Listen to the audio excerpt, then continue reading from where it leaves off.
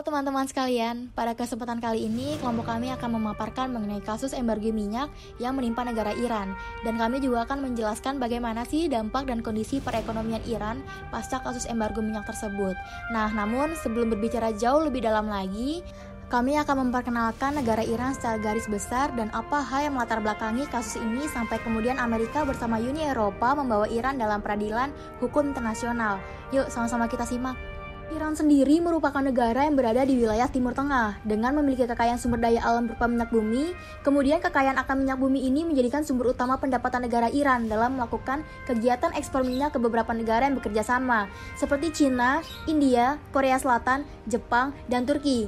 Namun di suatu masa Iran merasa membutuhkan perkembangan teknologi berupa tenaga nuklir dengan tujuan sebagai alat pertahanan diri dalam menjaga perdamaian. Namun siapa sangka melalui upaya perkembangan nuklir ini justru Amerika bersama dengan Uni Eropa sama-sama merasakan adanya ancaman yang diberikan oleh Iran. Maka, kedua aktor tersebut kemudian membawa masalah ini ke hadapan meja peradilan hukum internasional. Sebagai langkah utama dalam menghadapi upaya perkembangan tenaga nuklir yang dilakukan oleh Iran sejak 1960-an, Amerika membentuk upaya kerjasama melalui badan monitoring yang dikirim untuk Iran dengan menyetujui dan menandatangani perjanjian berupa Non-Proliferation of Nuclear Weapons yang berisi perizinan atas Iran melakukan pengembangan teknologi tenaga nuklir dalam perdamaian dengan berada di bawah pengawasan dari International Atomic Energy Agency, yang mana merupakan alat Amerika untuk memantau pergerakan perkembangan teknologi nuklir Iran agar tidak memberikan ancaman. Hingga terhitung sejak saat itulah kegiatan ekonomi ekspor minyak bumi yang dilakukan oleh Iran sempat mengalami masalah. Seperti itulah sekiranya latar belakang dari permasalahan embargo minyak Iran. Maka melalui upaya perjanjian dan monitoring International Atomic Energy Agency ini, kemudian kedua negara tersebut berada dalam posisi yang saling menguntungkan dan situasi menjadi damai melalui kesepakatan melalui program pengembangan teknologi nuklir oleh Iran. Aktor-aktor yang berperan dalam embargo minyak Iran diantaranya adalah Amerika Serikat dengan Uni Eropa, Cina, Jepang, dan Turki. Amerika Serikat yang bersekutu dengan Uni Eropa berperan dalam menjatuhkan sanksi embargo terhadap minyak Iran. Sanksi tersebut dilakukan atas kepentingan keamanan dan perdamaian karena pada saat itu Iran menolak untuk menghentikan pengembangan nuklir. Sebagai aktor utama, Amerika Serikat juga turut merasakan berbagai hambatan setelah memutuskan embargo minyak kepada Iran. Salah satunya adalah harga minyak dunia yang mulai mengalami peningkatan. Menanggapi hal tersebut, Amerika kemudian mulai bernegosiasi dengan negara di kawasan Asia. Akan tetapi, negosiasi tersebut pada akhirnya tidak berjalan dengan mulus. Bertentangan dengan Amerika Serikat, Cina dan Jepang justru melakukan penolakan terhadap sanksi embargo minyak Iran.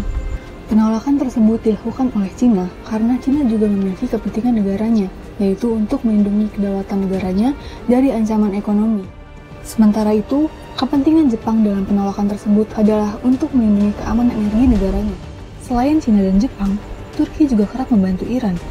Menteri Luar Negeri Turki menegaskan bahwa Turki akan terus mengingatkan Amerika Serikat bahwa sanksi embargonya terhadap Iran merupakan suatu hal yang salah. Lebih lanjut, Turki juga telah menyepakati untuk memperpanjang kontrak yang telah berakhir di tahun 2020 lalu terkait impor minyak dan gas alam dari Iran. Sebagai pelaku utama, Iran kemudian mengambil sikap untuk menghentikan pasokan minyak ke negara anggota Uni Eropa dan memperluas pasar ke kawasan Asia. Hal tersebut kemudian menjadi ancaman bagi Uni Eropa karena beberapa anggota negara Uni Eropa seperti Italia, Spanyol, Yunani, dan Belgia sangat bergantung kepada minyak mentah dari Iran.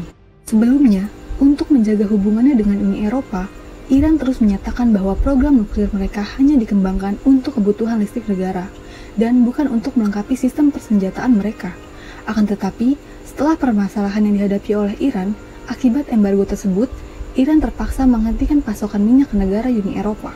Embargo minyak Amerika Serikat membuat Iran melakukan beberapa upaya untuk mengatasi dan mengurangi dampak buruk bagi perekonomian negaranya, yaitu dengan melakukan beberapa strategi konfrontatif dan strategi akomodatif.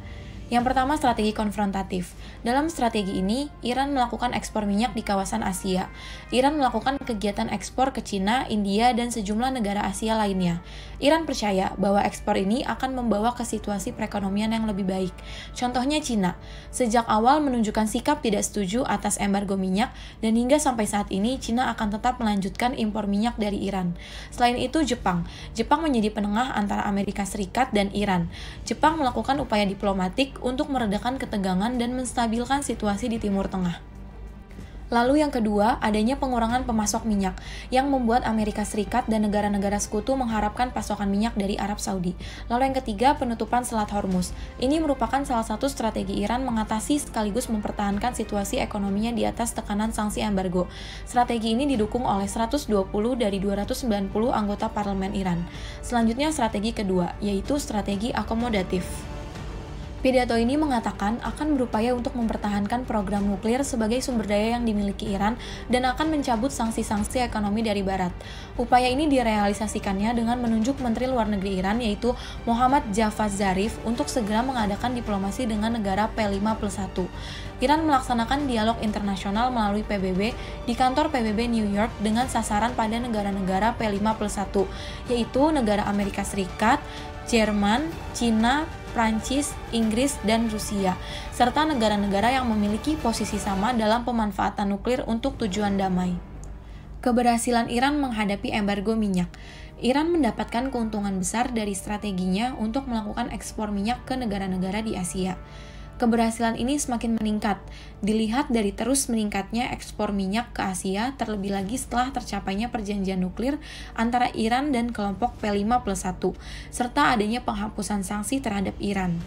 Lalu selanjutnya, upaya diplomatik dari Zarif dan Rouhani juga terbukti signifikan. Rouhani menunjukkan jalur politiknya yang lebih transparansi setelah adanya negosiasi Iran dengan kelompok P5+1 oleh Badan Hukum Internasional, baik melalui MOU maupun perjanjian bilateral antara negara bersangkutan. Dengan begitu, situasi ekonomi yang terpuruk pasca diberlakukannya sanksi embargo oleh Amerika Serikat akan terus membaik. Dalam menganalisis hal yang sudah dipaparkan di atas, teori yang cukup relevan adalah menggunakan teori hubungan internasional dalam bentuk konsep klasik kepentingan nasional. Kepentingan nasional menurut Hans J. Morgenthau diartikan sebagai kemampuan minimum negara atau bangsa dalam melindungi identitas fisik, identitas politik, dan juga identitas kulturalnya dari gangguan negara atau bangsa lain. Sedangkan menurut Jake C. Plano and Royalton, kepentingan nasional diartikan sebagai kepentingan vital suatu bangsa yang harus diperjuangkan demi kelangsungan hidupnya. Kepentingan vital yang dimaksud terdiri dari kemandirian, pertahanan diri, keutuhan wilayah, keamanan militer, dan kemakmuran ekonomi. Setiap negara memiliki kepentingan nasional tersendiri. Dalam hal ini, Iran memiliki kepentingan nasional bahwa masyarakatnya harus bisa merasakan kesejahteraan. Seperti yang sudah dipaparkan sebelumnya bahwa terjadi kasus embargo minyak bumi di Iran. Hal ini tentu saja menjadi halangan bagi kesejahteraan ekonomi Iran. Karena Iran sendiri merupakan salah satu negara yang mengandalkan ekspor minyak bumi sebagai sumber pendapatan utama negaranya. Bukan hanya Iran saja yang terkena dampaknya dari hal ini, seperti Cina dan Jepang pun ikut merasakan dampaknya dikarenakan Iran adalah pemasok minyak yang tergolong besar di kedua negara tersebut. Embargo minyak yang ditetapkan oleh Uni Eropa terhadap Iran ini didalangi oleh Amerika Serikat. Hal tersebut diawali oleh keinginan Amerika Serikat untuk menghentikan perkembangan nuklir yang dilakukan oleh Iran. Seperti yang sudah dipaparkan sebelumnya, terdapat berbagai strategi guna mengatasi hal ini. Strategi-strategi ini dilakukan agar setiap negara bisa mencapai kepentingan nasionalnya, seperti Iran yang ingin tetap ekspor minyak yang selalu berjalan lancar, Cina dan Jepang yang tidak ingin terhambat mendapatkan suplai minyak dari Iran, dan juga Amerika Serikat yang ingin menghentikan perkembangan nuklir yang dilakukan Iran. Semua hal ini adalah merupakan kepentingan nasional dari suatu negara. Selanjutnya mengenai kesimpulan. Kelompok kami mendapat kesimpulan bahwa Iran menghadapi embargo tersebut dengan menyusun berbagai strategi. Strategi Iran dalam menghadapi embargo yang dilakukan oleh Amerika Serikat tersebut salah satunya adalah dengan melakukan kerjasama dengan negara di Asia. Dalam hal masa embargo minyak Iran berlangsung, lalu Iran juga membuat aturan main baru yaitu dengan membuat kontrak jangka panjang kepada beberapa negara untuk menghindari pemutusan kerjasama secara sepihak. Dengan hal ini, krisis ekonomi di negara Iran kembali membaik karena Iran menggunakan strategi-strategi yang baik dan strategi itu pun berjalan lancar. Seperti halnya bekerja sama dengan negara Cina. Dengan hal ini membuat negara Iran melakukan ekspor minyak yang banyak terhadap negara-negara di Asia. Sekian dari kelompok kami. Terima kasih telah menonton video ini.